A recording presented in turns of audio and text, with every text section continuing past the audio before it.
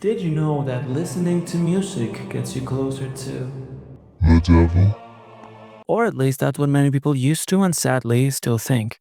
This perspective doesn't necessarily encapsulate all music, it does, however, revolve around what things weren't and aren't considered pure.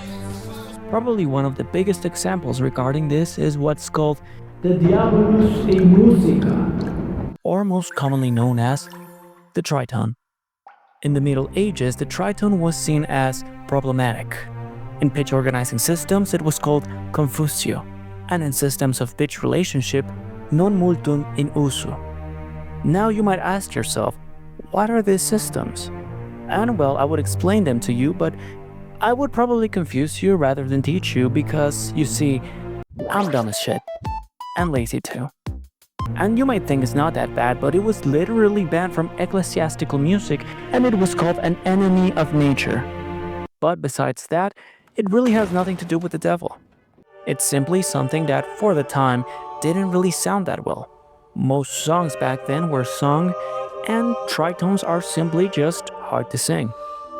It was a natural, completely normal occurrence that got shrugged off and later demonized simply because it wasn't appealing. Now fast forward a lot of time. Heavily influenced by work songs, field hollers, and gospel, the devil's music was born. No matter if they were humorous, dirty, or emotional, their lyrics were always expressed in very raw sentiment, a similarity that is basically shared among all blues songs. This, the church no like it. And the whole story of Robert Johnson's deal with the devil at a crossroads didn't really help the genre's reputation with the church. You see, blues touch very personal topics: the woes, pains, the desires, lust, what you want to do, how you want to do it, and of course, this was sin as sin. It touched topics that the church avoided, hated: giving into violence, drinking, womanizing, getting high, and of course, let's not forget about the fact that many, and I mean many, blues songs literally talked about the devil. And the reason for this is, I don't know. There is a book that probably talks about it, but I don't have money. Money! But if I had to take a guess, they were most definitely not satanic. Most blues artists were raised with the Bible and its teachings. And now they are following a lifestyle that contradicts those teachings, that goes against everything that they were taught was right. Some did this simply because that's what following this life meant. But others turned into blues because they had become disillusioned with religion. Some felt like it endorsed being oppressed, silenced, while blues offered letting go, feeling at a full extent, fighting back the oppression. But going against the church usually meant one thing for them: that the devil made them do it. But in the end, it was just raw human behavior. And the literal use of the devil in the lyrics was simply a way to represent all the bad things that the church did not like. It was the desire of expressing oneself in an honest light after centuries of repression and abuse, even if that light wasn't favorable, because no human is free of sin. A living a life that ignores it would be a sin itself. During the period of 1954 to 1975, Vietnam lived probably the worst experience that a country can: the existence of the United States.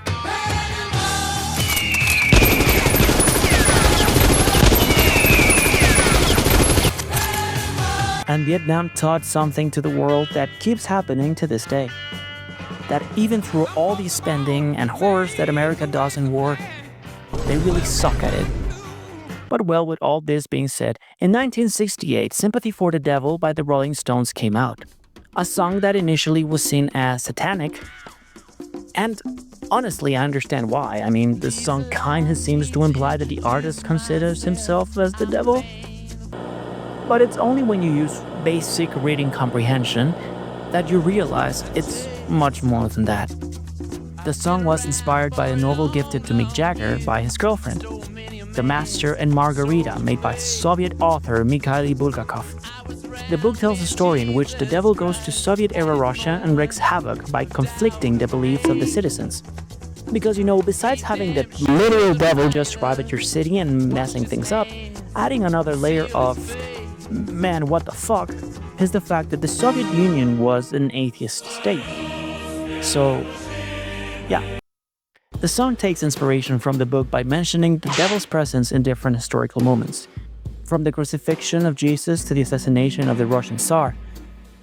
But the interesting thing about this is that the devil never acts alone in the song, with the exception of like 2 parts, but I decided to ignore them to fit my narrative. The devil never takes action, he never forces people to do something, he convinces people. His great plot revolves around planting ideas, thoughts, and through them will people sin. Because the goal of the devil is not forcing humanity into sin, but is that humanity itself gives into evil. It's proving that God's creation is flawed, corrupt. All the devil does is give a little push, but it's up to humans to give the next step into damnation. Rock music always had this conception of being connected with the devil, that it had hidden messages behind their songs, or if you played it backwards, you would hear satanic messages. I love this song. I command you in the name of Lucifer to spread the blood of the innocent. It even contributed to the satanic panic during the 80s. During this time, there was a rise in the interest of the occult and the esoteric. So anything that didn't really look Christian or Catholic was seen as devilish. To this, add the fact that, again, same as blues, some of the topics touched by the lyrics were a big no-no for the church. And as a result, you have an entire genre being condemned by them. Bitch, this chicken is cold! I will give the fact that some of the songs include the devil for the hell of it, pun intended, but for something like Sympathy for the Devil, it's used to show that the catastrophes, the horror, the wars and crimes that humans have committed are fully our responsibility, and no one else's. But we'll never do so, and we'll rather blame it on anything else rather than ourselves. Now fast forward not that long. The band Kallio was born. It has this bluesy rock bite thingy on most of its songs, but my interest revolves on one particular song. One that I believe encapsulates my weird idea behind this whole video. Broken Bones. The song puts us on the shoes of a slave, and from the get-go we can tell that he's tired. Everything he does, everything he earns, is for the benefit of someone else, is for the benefit of the white man. But he's done with all that. No matter what it takes, no matter the cost, he'll do it. And the devil, all his faith is on him. The devil is the only one who will answer to his pleas, and the devil will be the one who sets him free. And all it took to attain his freedom was 2 shots from a revolver. The death of the white man, the death of the man who owned him, was the only way to be freed. The thing is, the devil didn't do anything. The devil didn't pull the trigger or got him the gun. He did it all himself. The devil again represents the bad idea, the dark desire that humanity can feel.